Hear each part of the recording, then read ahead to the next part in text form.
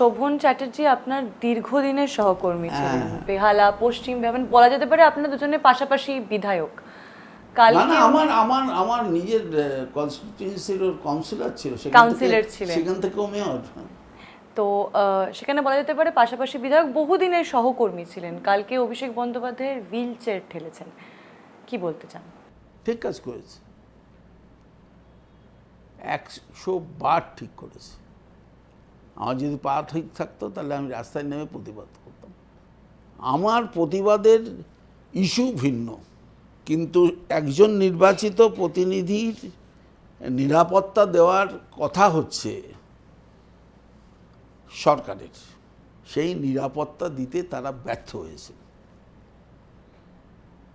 প্রতিবাদ করে তার কাছে যাব না, কি হয়েছে, তাকে হুইল চেয়ার ঠেলেছে। আমি তো যখন বিরোধী দলনেতা ছিলাম তখন চোখের ইয়ে হয়েছিল, তো ফার্স্ট আমিই পৌঁছেছিলাম হাসপাতালে দেখতে গিয়ে। আমি সেদিনই বুঝেছিলাম যে এখান থেকে চিকিৎসা অন্য জায়গায় করলে বোধহয় ভালো হতো, কিন্তু নেত্রীর ইচ্ছাই শেষে আমি তো তার উপরে কথা বলতে পারি না, আর নিশ্চয়ই তার পারিবারিক সিদ্ধান্ত।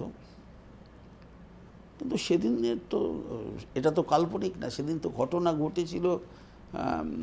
জিভ উল্টো চোখগুলো একবারে, আমি জানি না ওর এখন কীরকম দেখতে, তো আমি তো অনেক দিন জানি না চোখে ঠিক মতন দেখতে পাই কিনা, তার অনেকবার চেষ্টা করেছে। তো আমি দেখেছি ও তো যদি হুইল চেয়ার ঠেলে থাকে, ও তো ঠিক কাজই করেছে। আমার তো মনে হয় ও সঠিক পথে সঠিক সময়ে একটা বোধহয় ভালো সিদ্ধান্তই নিয়েছে।